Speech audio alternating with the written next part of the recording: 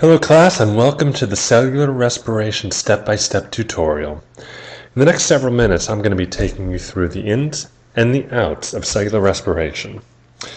Now there are going to be a lot of details that you see, some details that you've never seen before, but my voiceover is going to tell you exactly what you need to know, and in the end I don't think that you'll see it as being very difficult. There's some basic concepts, and then there's some memorization, which I don't typically like in biology, but there are things that you need to put to your memory, and I'm going to point out what those things are. Essentially, cellular respiration is about bookkeeping and accounting, and so let's just start right at the beginning, okay? So you've seen this picture before. Cell respiration is literally translated as cells breathing, inhaling oxygen, exhaling carbon dioxide. But that's not exactly what cellular respiration is. Cellular respiration is what happens in between the oxygen coming in and the carbon dioxide coming out. More specifically, cellular respiration is when glucose is broken down and the energy from inside of it is harvested and transferred to form ATP. Now we know that energy cannot be created or destroyed, and that is illustrated here.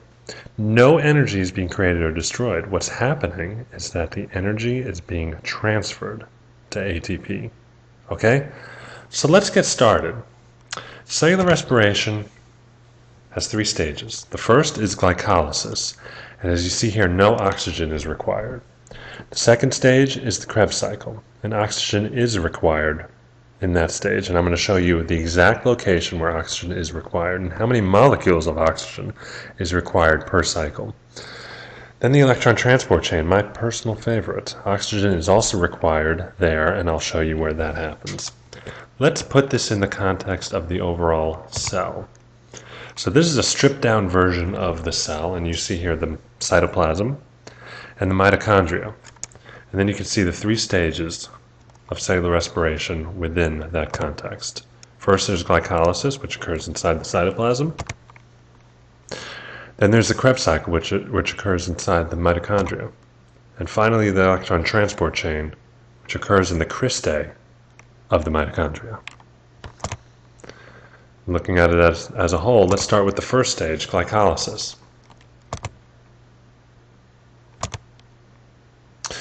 Now you started to draw this the other day, and we never did finish it, and I'm finishing it for you, but it might look like it has a lot of details. I'm not saying it doesn't. In fact, it has much more than you see here. But I want you to keep in mind that it starts with a molecule of glucose and ends with two molecules of pyruvic acid. Pyruvic acid is a 3-carbon molecule, and there are two of them. So essentially what happens in glycolysis is that this molecule of glucose is ripped in half to form two 3-carbon molecules called pyruvic acid. Glycolysis literally means sugar breaking, and that's what's happening here. So that's one thing you really need to know. Secondly, is that in order to start the process, there's an investment phase where two ATPs are actually consumed and used. Without these ATPs, glycolysis can't begin. But with ATP, get through the investment phase, glucose splits in half into two p-gals. You don't really need to know that. And then the p-gals get changed to form pyruvic acid. And along the way, 4 ATPs are made. I'm pointing them out right now. 4 ATPs are made. Now 2 have been used in the initial investment, but 4 are made. In addition, there are 2 NAD pluses. Now this is much like NADP+, the electron acceptor from the light reactions of photosynthesis.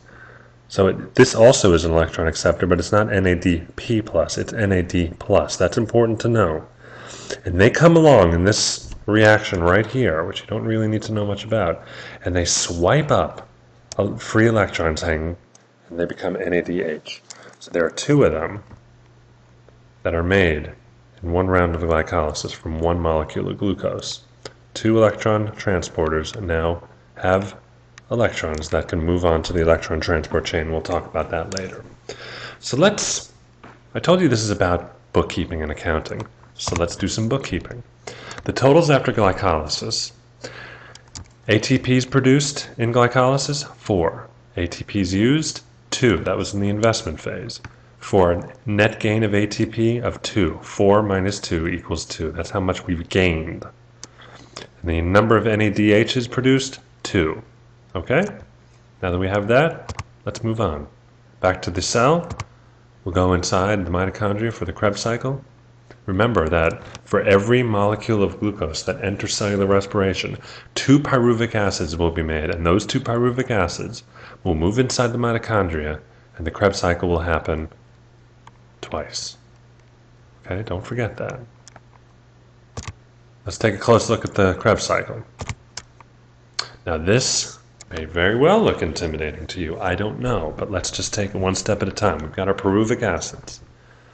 Okay, that's what starts the Krebs cycle. And I want you to know, I want you to think about what happens in the Krebs cycle is that now you have these 2 3-carbon molecules, and the carbons are going to be plucked off one at a time. I told you that cellular respiration is very bloody, and it's killing glucose in a very, very violent bloody death. And this is where it gets really violent. Just the component parts being plucked off. Meanwhile, pyruvic acid, which was glucose, is screaming its head off. It's going crazy. Anyway, let's go in here, okay? Pyruvic acid. The first step at this point is to have a carbon plucked off. The only way for that to happen is for an oxygen to be present. This oxygen came from the oxygen that we inhaled.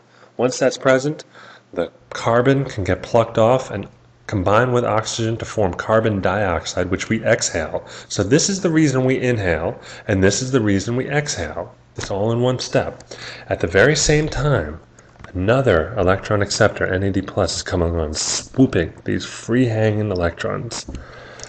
Now the molecule becomes acetyl-CoA. You don't need to know it. It's just a 2-carbon molecule, and there are a couple more steps where oxygen comes along, grabs a carbon, and carbon dioxide is exhaled, all the while electrons are being swooped up by NAD+ to form NADH. Again, over here. Down here, an ATP is made. Over here, another electron acceptor called FAD+ grabs electrons to form FADH2, an electron carrier. And here's our final electron acceptor, electron carrier, right here.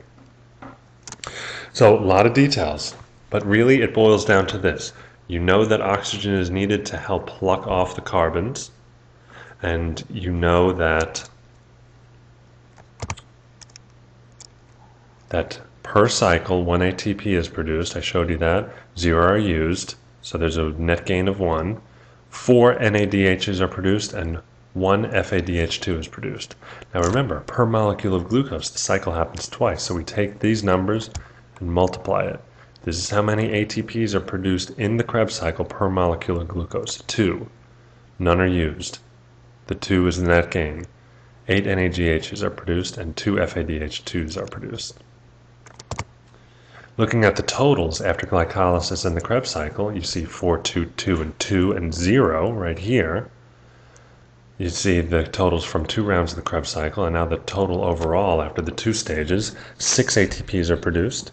2 are used in that investment phase of glycolysis. For a net gain of 4 ATPs, there are 10 NADHs produced between glycolysis and the Krebs cycle, and there are 2 FADH2s produced. Now that we have that total, let's move on to the electron transport chain in the cristae of the mitochondria. Now, in order to fully understand the ETC, we have to familiarize ourselves with the parts of the mitochondria. So check out the anatomy of the mitochondria here. We have here the outer membrane, which corresponds to the outer membrane. We have here the inner membrane, which corresponds with the membrane on the inside. And then we have the space in between the membranes called the intermembrane space, or the IMS. Now the space in the very center of the mitochondria is called the matrix. Some of you think I made that up. I did not. It is actually called the matrix. So now let's address the electron transport chain. This may look slightly familiar to you guys. I'm not sure. What might look familiar is the fact that there's an ATP synthase here. There seem to be electrons moving across a membrane and maybe some carriers, and there seem to be a flux of protons moving from one side of a membrane to another. That looks like the light reactions of photosynthesis. I don't know. It's just me, maybe. Maybe you're making that connection. But the thing is, unlike photosynthesis, photolysis does not drive the beginning step of the electron transport chain. In fact, it's the electron carriers here. There are 10 NADHs, and 2 FADH2s, okay? One at a time. They come to the first carrier protein, drop off electrons to become electron acceptors, but those electrons then move across the membrane here. Now, I should say that at the start of the electron transport chain, the concentration of protons in the IMS, or the intermembrane space, is equal to the concentration of protons in the matrix. Okay?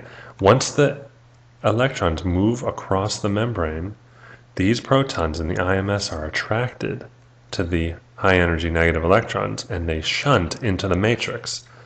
That increases the concentration of protons in the matrix over that of the concentration of protons in the IMS. Okay? So there's this electrochemical gradient being set up, this force where the protons now want to leave the matrix, and the only way they can do that is through the ATP synthase. Okay, so what they do is they travel through the enzyme. The positive charge on the protons cause the enzyme to spin. Enough kinetic energy is built up to turn ADP and inorganic free phosphate into ATP. Okay? Now let's not forget about where these electrons are. They're traveling across the membrane here, and it needs a final resting place. And that final resting place is to combine with atmospheric oxygen, which has to be breathed, has to be inhaled. If the oxygen here did not exist, the electron transport chain would get clogged and would stop happening. That's why we need to breathe. That's why we need oxygen, because these electrons need a final home. It combines with oxygen, O2, and 4 hydrogen protons. Combined with the 4 electrons, whoosh, 2 molecules of water. It's the exact opposite of photolysis, where 2 molecules of water get busted up to yield atmospheric oxygen, 4 hydrogens, and 4 electrons. In this case, it's the opposite. Water is being produced, 2 molecules of water. And that's the electron transport chain. Let's take a look at the totals here. We've got our totals that we've talked about of glycolysis, 2 rounds of the Kreb cycle, and then the electron transport chain. From 10 NADHs and 2 FADH2s, 32 ATPs are made. When you combine that with the ATPs that have already been produced, you have 38 ATPs from 1 molecule of glucose. At the same time, 2 molecules of glucose are used to jumpstart the system for a total gain of 36 molecules of glucose. I'm going to tell you right now, if you don't understand the difference between total produced and total gained, you need to know that. These are something that you need to know. 38 are produced, 2 are used, 36 are gained. So in summary, 1 molecule of glucose has given rise to 38 molecules of ATP in the presence of oxygen. But here's the thing, what happens when oxygen is not present? We already know that glycolysis does not need oxygen, so that's going to happen. But the Kreb cycle and the electron transport chain both need oxygen, and I showed you exactly where they need oxygen.